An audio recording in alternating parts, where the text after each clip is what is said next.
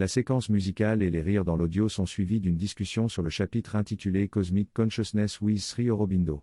L'auteur y aborde la réconciliation entre le Brahman silencieux et le Brahman actif dans une conscience unique qu'il décrit comme la conscience cosmique. Ce processus passe par plusieurs étapes de développement de l'expérience, commençant par une concentration sur le soi silencieux en tant que simple témoin des activités de l'univers. Ensuite, une relation plus profonde se développe où la conscience observatrice devient aussi l'origine de tous les mouvements et les sanctionne. Enfin, la conscience elle-même fait des choix et devient le seigneur de l'expérience. L'auteur souligne que ce processus reflète également la façon dont les individus jouent leur vie et font leurs choix d'activité et de divertissement. Dans cette position équilibrée, la conscience prend conscience de son pouvoir, de sa connaissance et de sa joie, s'écoulant pour devenir tout le mouvement et revenant fusionner avec sa source. Toutes les expériences de colère, d'ignorance, d'action, de bien et de mal sont vues comme des masques à travers lesquels le divin se manifeste. Enfin, toutes les formes et forces dans l'univers sont perçues comme des manifestations de ce divin unique qui explore lui-même toutes les possibilités à travers le temps. La synthèse suggère que l'expérience de la réalité divine est incomplète tant que nous ne dépassons pas la division de l'espace et des qualités. Il est expliqué que chaque chose dans l'univers est en réalité une manifestation de l'infini divin et que notre conscience doit évoluer pour percevoir cette vérité. Il est également mentionné que nous devons transcender les limitations de l'esprit humain pour atteindre une conscience cosmique plus profonde. Différents types de relations possibles entre notre individualité et cette conscience cosmique sont évoqués, allant de la coexistence individuelle dans la conscience cosmique à l'union totale avec elle. En fin de compte, l'objectif est de parvenir à une perception complète de la réalité divine au-delà des limitations du mental humain. Le reste d'entre nous reste silencieux tandis que la forme la plus courante de cela se produit lorsque vous méditez ou vous concentrez spécialement tout en lisant ou en entrant en relation avec le divin, quelle que soit la forme dans laquelle une partie de votre être est pleinement concentrée sur cela. Il y a un état d'exaltation, beau, rempli de lumière, de joie, de connaissance. Quelle que soit la nature de l'expérience, vous remarquez que le reste de votre conscience est passif et ne s'interfère pas tant qu'il ne s'interfère pas, l'expérience continue et vous vivez dans cet état merveilleux. Dès que vous commencez à bouger, souvent le corps lui-même devient immobile. Le moment où vous commencez à bouger et que les activités de l'énergie vitale deviennent plus intenses, vous constaterez que l'intensité de l'expérience supérieure diminue à mesure que l'expérience inférieure devient plus forte. Si immédiatement après avoir reçu une expérience supérieure, vous sortez et commencez à colporter des ragots ou que vous vous engagez dans une activité dispersante en agissant de manière superficielle avec les personnes ou que vous laissez le corps s'épuiser en s'engageant dans des activités inutiles, vous constaterez très rapidement que la lumière s'estompe, que l'expérience s'estompe et est remplacée par l'état humain normal, voire fatigué.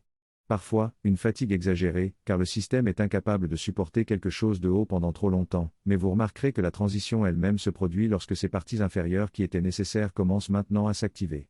L'une des façons dont la spiritualité ascétique a trouvé très utile était de minimiser toutes ces parties inférieures, de minimiser leur engagement, de se débarrasser de toutes les activités de la vie qui pourraient distraire ou extérioriser, de se retirer et de réduire au maximum tous les aspects externes à seulement la nourriture de base, le sommeil et les besoins de survie.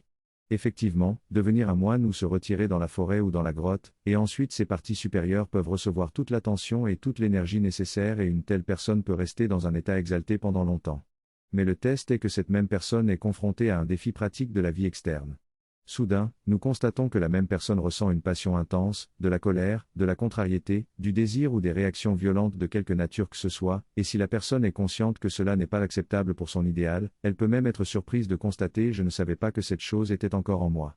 Le test de savoir si cette expérience supérieure s'est établie dans ses parties inférieures est lorsque vous engagez vos parties inférieures dans la plénitude de la vie. Et c'est la raison pour laquelle, pour l'intégralité du yoga, il ne nous est pas permis de nous retirer de la vie. L'engagement dans la vie n'est pas seulement un test pour la stabilité de la réalisation supérieure, mais c'est aussi le domaine dans lequel cette réalisation supérieure doit être pleinement exprimée et établie et dans la mesure où elle est établie ici, les erreurs sont traitées différemment et ne déstabilisent plus l'état de l'expérience supérieure. La première étape est de réaliser qu'une partie de nous expérimente, pas le tout, et ce n'est que lorsque le tout peut participer à l'expérience que l'expérience devient permanente. Ainsi, il est tout à fait possible de réaliser la conscience cosmique sans devenir cette conscience. Alors, qu'est-ce qui réalise ou expérimente ? Sri Aurobindo dit que c'est avec l'âme, pour la sentir, y habiter, être uni à elle, sans en devenir une avec elle. Qu'est-ce que l'âme ici ? Le mot âme est un terme fluide et lorsqu'il n'est pas spécifié, il est destiné à représenter quelque chose de fluide. Nous avons mentionné précédemment que Sri Aurobindo fait référence au mot âme sur 3 niveaux. Il y a l'âme extérieure qui est l'âme désirée. Premièrement, comprenons le mot âme lui-même signifie un sens. Qu'est-ce que l'essence de moi ? Cela c'est mon âme. Et dans notre première tentative de devenir conscient de ce qui est essentiellement moi, je me connais comme ce faisceau de désir, d'affection et d'aversion. C'est ainsi que je me définis. Lorsque j'entre en relation avec les gens, quel genre de personne êtes-vous ? Vous décririez vos goûts et vos dégoûts, cela définit votre personnalité, votre caractère. Vous présenteriez quelqu'un en disant, c'est ce que la personne aime, c'est ce qu'elle n'aime pas, c'est ce qu'elle ne peut pas faire, encore une fois, un faisceau de motifs. C'est l'âme des désirs, et nous vivons normalement dans la partie la plus superficielle de notre personnalité.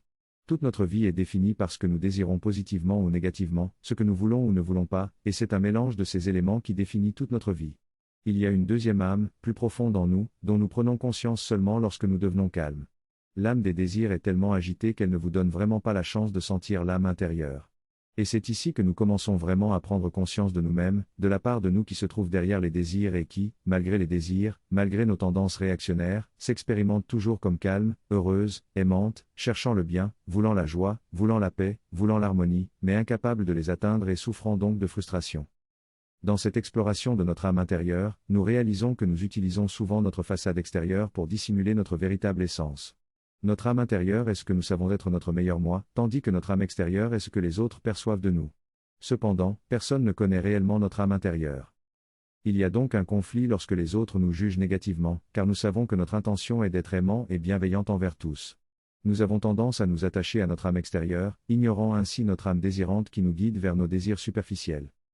Pour comprendre notre véritable âme, Sri Aurobindo utilise l'expression l'âme véritable ou intérieure qui est notre être psychique, souvent méconnu mais source de notre désir d'harmonie et d'amour pour tous.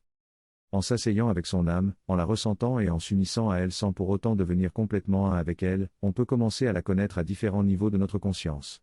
On peut commencer à aligner notre esprit avec cette réalité omniprésente et ainsi élargir notre perspective. Par exemple, hors d'un conflit avec un voisin pour le partage de ressources, si l'on se place du point de vue de l'univers, on réalise que ces ressources sont destinées à tous et que la division et la séparation sont superflues. En prenant du recul par rapport à notre personnalité et à nos préférences habituelles, on commence à se rendre compte que notre existence a été déterminée par de nombreuses vies dans diverses cultures et environnements. Cette prise de conscience permet de relativiser nos attachements personnels et de se connecter à une perspective plus vaste. À mesure que notre conscience s'approfondit et que nous nous identifions à cette perspective plus large, notre conscience intérieure s'élève et nous commençons à voir et à ressentir plus profondément. C'est à ce stade que nous commençons à expérimenter la conscience cosmique, qui devient la base de notre expansion de conscience. En résumé, en explorant notre âme intérieure et en nous connectant à une perspective plus vaste, nous pouvons commencer à connaître et à ressentir notre véritable âme, qui est la source de notre amour et de notre désir d'harmonie universelle. La participation à la conscience cosmique est un processus qui se déroule dans les couches supérieures de nos pensées et émotions. Au fur et à mesure de notre ouverture à cette expérience, elle enrichit nos idées et émotions, devenant de plus en plus vivantes. Il est important de comprendre que cette réalisation n'est pas inaccessible. Tout ce qui existe est une expression du divin, et donc éveiller à la présence du soi devrait être facile. Cependant, il est essentiel de comprendre que cela ne constitue qu'un début et qu'il y a encore beaucoup à explorer. À travers ses écrits, Sri Aurobindo souligne que la présence du soi va au-delà de nos premières expériences et qu'il est important de surmonter les lacunes pour évoluer davantage. Il y a toujours un au-delà. Il est possible de réaliser la conscience cosmique sans devenir un avec elle, mais plutôt en la percevant avec notre âme et en y résidant. Cela représente déjà un voyage significatif. C'est en nous unissant à cette conscience cosmique que nous commençons à expérimenter l'unité avec elle, tout en conservant notre individualité. Il y a une double dimension, une division. Il est important de comprendre qu'il y a une continuité de l'âme, allant de l'intérieur vers l'intérieur le plus profond. Dans cette station, l'expérience devient plus profonde, complète et pure. Sri Aurobindo souligne que même sans être un avec le Satchitananda, il est possible d'en avoir un aperçu en se plaçant dans la conscience de l'être psychique. Le psychique et le Satchitananda ont une nature similaire, mais le psychique ne peut pas le connaître dans son infinité. Cependant, il peut en avoir un aperçu grâce à sa connaissance du sentiment de l'infini. De même, même si notre esprit ne peut pas connaître l'infini, il peut en avoir un aperçu en contemplant des paysages immenses ou en observant la plénite, ou des étoiles. Le psychique peut également avoir une expérience de conscience cosmique ou en avoir un aperçu. À ce stade, nous réalisons la conscience cosmique sans devenir un avec elle, nous préservons la conscience individuelle tout en participant à la béatitude du soi universel. Sri Aurobindo décrit 3 relations possibles avec le soi universel: maintenir une distinction entre le soi individuel et le soi universel, participer à la béatitude du soi universel tout en restant centré sur le soi individuel, ou bien fusionner avec le soi universel tout en conservant une double position entre le soi supérieur et le soi inférieur. Chacune de ces relations a sa propre particularité et satisfaction et certains sages ont choisi de s'arrêter à l'une d'entre elles. Dans ce texte, l'auteur explore le concept de dissolution de la personnalité dans la conscience universelle. L'objectif est de fusionner l'individu dans l'infini et d'expérimenter la conscience illimitée. Cette dissolution conduit à la libération et à la réalisation de l'unité de l'esprit. L'auteur souligne que la dissolution de la personnalité peut s'étendre à la dissolution de la pensée, de la vitalité et du corps, mais l'essentiel est de transcender le sentiment de séparation pour se fondre dans l'infini. Lorsque le yogi n'a plus la sensation d'être une conscience limitée par le corps ou l'esprit, mais se perd dans la conscience illimitée, alors l'objectif recherché est atteint. Cette dissolution permet à la conscience de se sentir partout et nulle part en même temps. L'auteur fait référence à l'expérience de Swami Vivekananda qui, lorsqu'il quitta son corps, sembla se manifester à l'un de ses disciples dans une forme infinie de conscience. Dans cette vision, l'individu décrit avoir craché son corps et observe la relation entre la forme corporelle et la conscience. Il affirme que le corps reste là où il est, même après la mort physique, mais que l'individu s'en détache. Il compare cette sensation à cracher un bonbon que l'on a déjà suffisamment apprécié. Il explique que le corps était un point focal permettant d'expérimenter et d'apprécier l'univers physique à travers les sens. Lorsque le travail est terminé, le corps est jeté et il est possible d'en prendre un autre ou de continuer à agir à partir d'une conscience plus libre. Il souligne que, dans une conscience infinie, la question de partir ou rester est sans importance car on est partout à la fois. Le sentiment de division disparaît dans la conscience infinie et le maintien ou non de la vie humaine n'a pas une importance essentielle. Chaque corps n'est qu'une station à travers laquelle la conscience agit et observe le jeu de l'univers. Il conclut en disant que chaque âme est également la sienne et que chaque point focal est tout aussi important. Il fait référence au film Matrix pour illustrer cette idée de réalité générée par ordinateur et souligne que dans cette vision, tout est divin et chaque âme est un point focal du divin. Dans ce texte, il est question de la notion de station de radiodiffusion pour décrire la manière dont la conscience divine interagit avec le monde.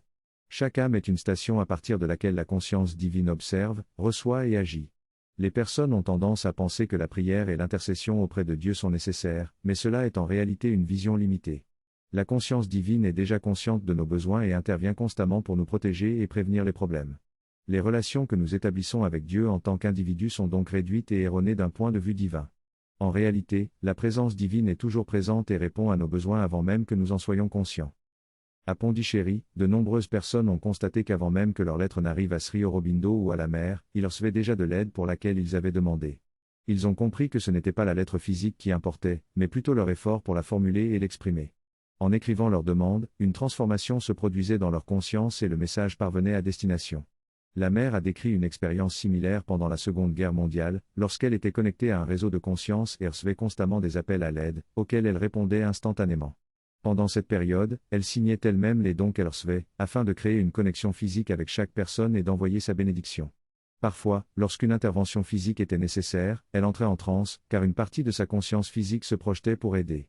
La mère était consciente de toutes ces focalisations de conscience et s'engageait ou se retirait en fonction des besoins. Elle aidait ainsi les disciples dans leur sadhana en les tenant dans sa conscience, mais cela ne signifie pas que les autres étaient exclus de la conscience cosmique générale. Ses capacités de connexion et de réponse étaient déjà présentes dans sa conscience cosmique, mais elle pouvait se concentrer ou s'identifier plus intensément selon les besoins. Dans une lettre à Dilip Kumar Roy, elle a mentionné qu'avant même de le rencontrer physiquement et de connaître son nom, elle était déjà consciente de son existence et de sa progression. Cela montre comment, dans la conscience cosmique, les choses peuvent être connues sans se focaliser sur les détails sensoriels ou les identités corporelles. Certains ont peut-être déjà fait l'expérience de sentir quelqu'un avant même qu'il n'appelle, ce qui est similaire à cette connexion de conscience. Dans cette lettre, il est expliqué comment on peut reconnaître une personne par sa qualité énergétique, indépendamment de son nom ou de son apparence physique. Lorsque l'on fait une connexion énergétique avec quelqu'un, on peut ressentir son énergie, son esprit et son âme. La conscience cosmique permet de ressentir la qualité de la conscience de l'autre personne et de comprendre le travail qu'elle effectue. Même si on ne connaît pas le nom, les détails ou la forme physique de la personne, on peut toujours aider en envoyant de l'énergie de paix dans sa difficulté. Il est également mentionné que la mère travaillait avec un médecin et reconnaissait les personnes qu'elle aidait, même sans connaître leur nom, simplement en lisant des descriptions dans des journaux.